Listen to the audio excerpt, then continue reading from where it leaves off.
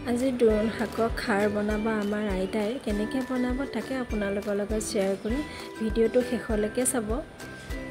আৰু এই দোৰোণ শাকখিনি ভালকৈ ধুই লৈছে এতিয়া এইখিনি মিহি মিহিকৈ কাটি ল'ব আৰু দোৰোণ শাক বনাব মচুৰ দাইলৰ লগত আৰু এই মচুৰ দাইলখিনি আগতীয়াকৈ তিয়াই থৈছিলে এইখিনি ভালকৈ ধুই ল'লে এই দুটা কেঁচা জলকীয়া লৈছে আৰু আদা নহৰু লৈছে এইখিনি এটা ভালকৈ পেষ্ট কৰি ল'ব আদা নহৰুখিনি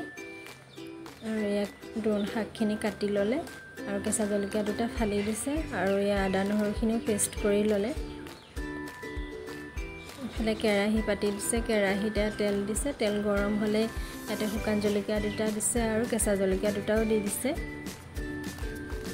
ইয়াতে এটা মচুৰ দাইলখিনিও দি দিব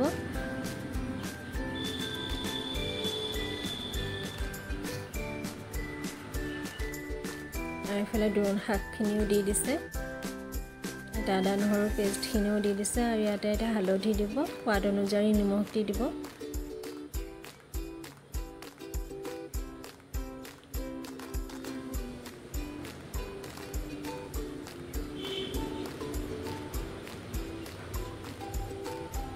আৰু এইখিনি অলপ সময় এনেকৈ ভাজিব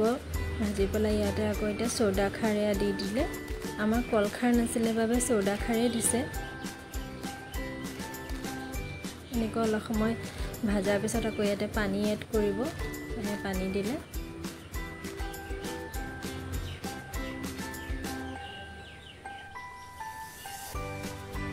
আকৌ এইখিনি অলপ সময়ৰ বাবে সিজিব দিব আৰু এয়া উতলিছে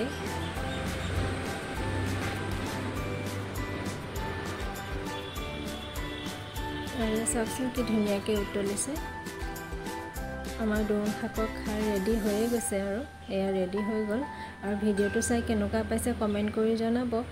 আজিলৈ আহিছোঁ